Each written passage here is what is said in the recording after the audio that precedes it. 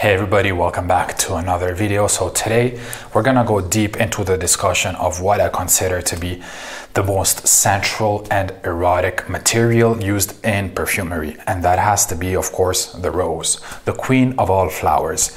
Now, before I give you a few options as to what I believe are the best rose fragrances out there in the market today, we're gonna go into a bit of a trip, a historical trip, and hopefully you will grab a bit of value from this information that I'm about to share with you. Now, you must know that rose oil has been used in fragrances and cosmetics for more than 3,000 years by ancient Greeks, ancient Romans, North Africans, and of course, Saudi Arabians. And when we're talking about modern perfumery, despite the fact that there's hundreds of species of roses, there's only 4 main players, and 2 of them are the actual biggest one, I could say. Now, obviously, when we're talking about fragrances strictly, the main species of rose that we use is the rose of May, which is called Rose de Mai, and obviously comes from France, and more specifically in Grasse, which is the capital of perfumery.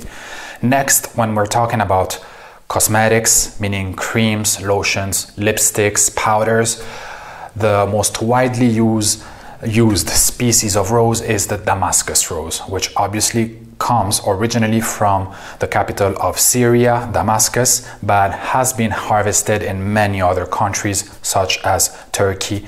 And for example, whenever we talk about Turkish rose, what we really mean is a Damascus rose.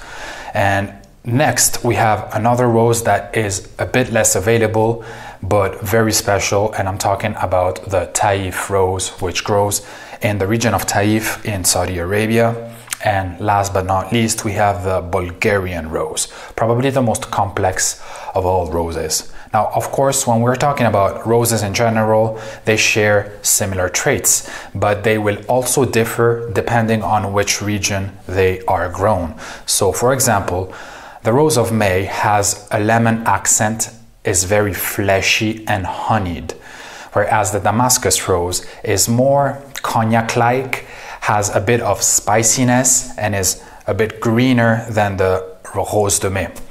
Next, you have the Taif rose, which is known to have a tea-like odor and is more powdery and powerful than the Damascus rose.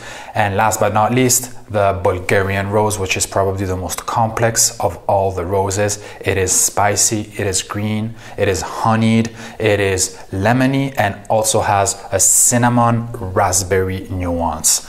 So some very special stuff, guys. And whenever a perfumer decides to create a scent dedicated to the note of rose, what they have to do is create an accord that mimics the real thing, simply because there are no materials in the world that actually resemble to the smell of a real rose. Not even rose oils or rose absolutes smell like roses, simply because during the process of the distillation, they lose all those petal velvety sweet facets and become greener.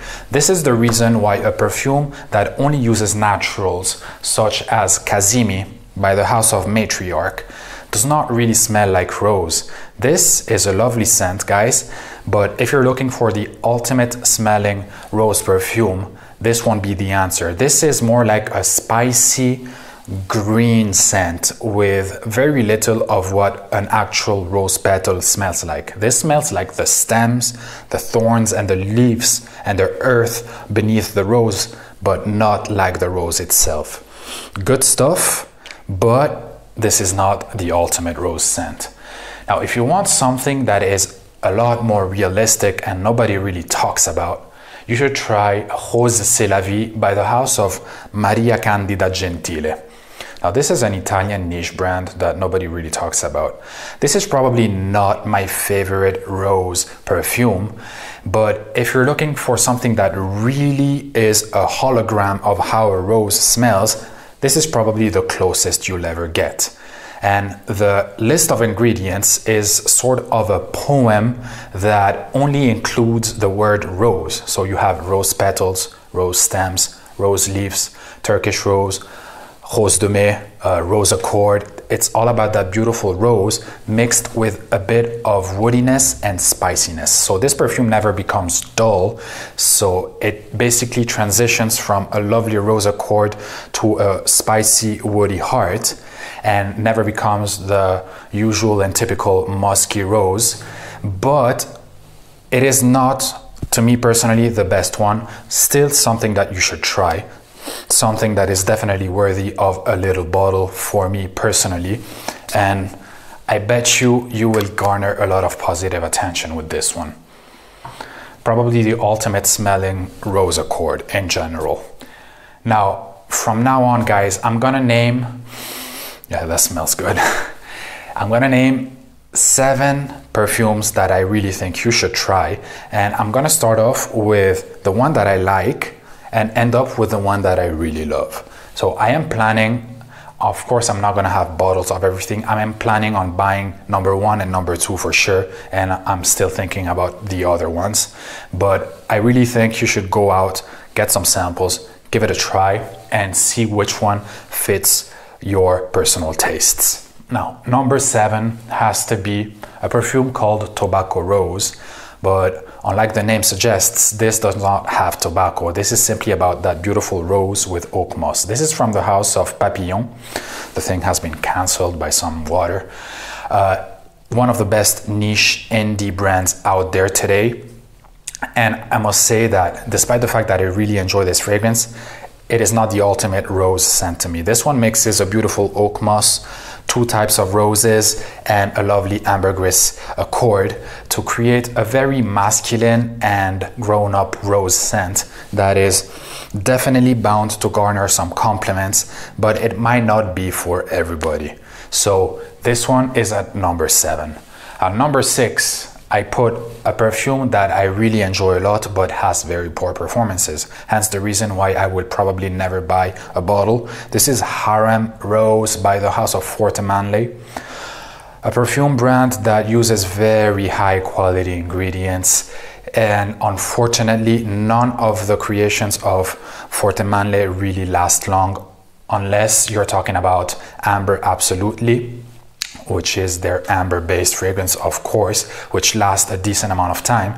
But if you're solely looking for an amazing smell from a perfume, this would be the answer. This is a milky, creamy, floral rose that is amazing up top, beautiful at the heart, but disappears really quickly, unfortunately. So has to be a number 6. Now at number 5, guys, there's a perfume that I am planning on buying, but I need to try another one first, simply because it is said to be very similar to Rose 31 from Le Labo, which I haven't tried. This is Arcana Rosa by l'artisan Parfumeur, and they both share the same perfumer, hence the reason why they might be so similar. This one is lovely. It is a earthy, beautifully constructed rose scent that mixes spices, probably some patchouli and woody notes. If I had to choose between this and Portrait of a Lady, which I've tried and was not very satisfied with it, obviously I'd go with this one. And the reason is simply because it's pretty much not a quarter, but half the price of Portrait of a Lady, and the quality is up there for sure. Beautiful bottle, beautiful juice, a lovely grown-up earthy rose accord that you should definitely check out. I'm waiting for my sample pack of Le Labo before I actually make a decision, but definitely worthy. Next, of course, I had to put one of the ultimate masculine rose scents, Lyric Man. Now this one needs no introduction, guys. This is the beautifulest, soapiest, most summery rose scent out there. This is like you've taken a shower with the best quality rose soap out there. I'm talking about like a soap that is worth hundreds of dollars, guys, and it lasts all day. It has some incense, it has some resins, it is balsamic, it is musky and soapy, of course. It has it all. Super long lasting. Obviously, you will get tons of compliments with this one because no man usually dares to go out with a perfume that smells like rose. But honestly, if you give it a try, you're gonna be blown away. You're gonna smell 100% better than 99% of the other guys that wear fougères and citrus-based scents, guys. No doubt about that. Now, for number 3, 2, and 1, I have to tell you guys, they all come from the same brand. And this is a brand that I recently really discovered and I went deep into it. I got samples from the whole line pretty much, and there's maybe 1 or 2 that I did not enjoy. The rest is incredible. I'm talking about the house of Ormonde, Jayne, the queen of transparent and high quality perfumes. Now, number 3 is probably strictly for women. This is called Taif, and obviously uses Taif Absolute. Guys and girls especially, give this one a try. You're gonna be addicted to this thing. This is insanely good, very high quality stuff, long lasting. You must know that this brand, oh my god, this mixes like, there's a top note of dates, which gives a beautiful sweetness, and lime and spices. I get some pepper, probably pink pepper, and then it descends into a wonderful accord made of the highest quality rose materials. Guys, girls, addictive stuff. This is a slightly fruity rose, and honestly, if I smell a woman that wears this, I'm gonna follow her like a puppy. Give this one a try, Taif. Now, I might not buy it simply because it's a bit too feminine, but I'm gonna definitely buy number 2 and number 1. Now, number 2 is a perfume that is called Nawab of Oudh.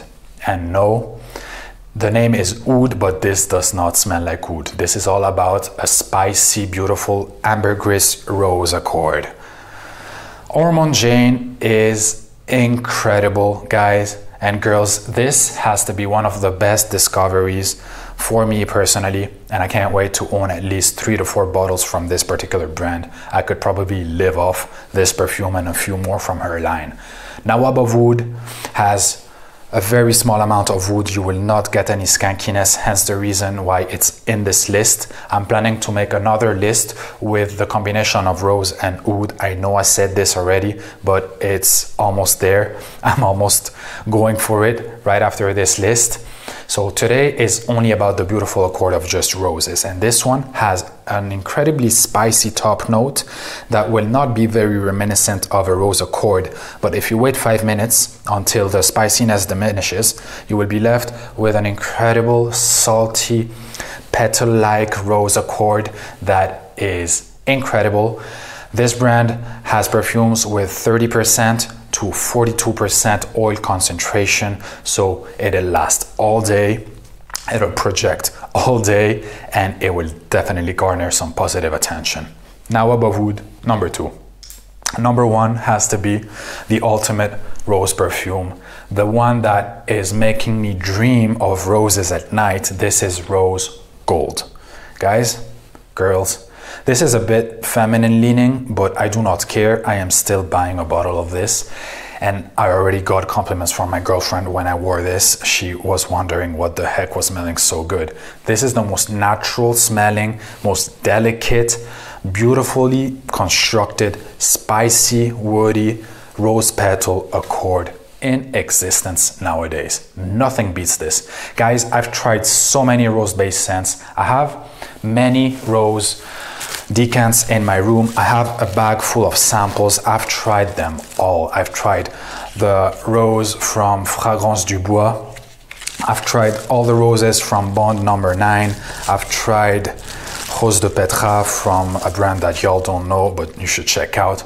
Of course, I tried Portrait of a Lady. I tried Atomic Rose, which honestly was probably the biggest and most upsetting rose scent out there, simply because it has the highest votes on Fragrantica. I don't understand how, but to me it smells like an artificial rose mixed with the smell of a woman's armpit that does not wear deodorant. It is gross. And honestly, I don't know how people love that, but anyways, we're all different. I tried all the roses from the house of Byredo. I tried all the roses from the house of Tower. I tried the roses from the house of Paris Monte Carlo, which to me smells like hand sanitizers mixed with some rose oil of low quality. I mean, I tried them all, guys, and those were by far the standouts. And when it comes to Ormonde Jayne, really, it blew my mind. So guys, if you have the preconception of thinking that roses are only for ladies and grandmas, I gave you some incredible options here, and give it a try. Trust me, don't go for the simple fougère, don't go for the citruses and the chypre. Try something more floral oriented, and you might actually be blown away like I have been in the past few days. I hope you enjoyed. I will see you again in the next one. Take it easy, everybody. Ciao.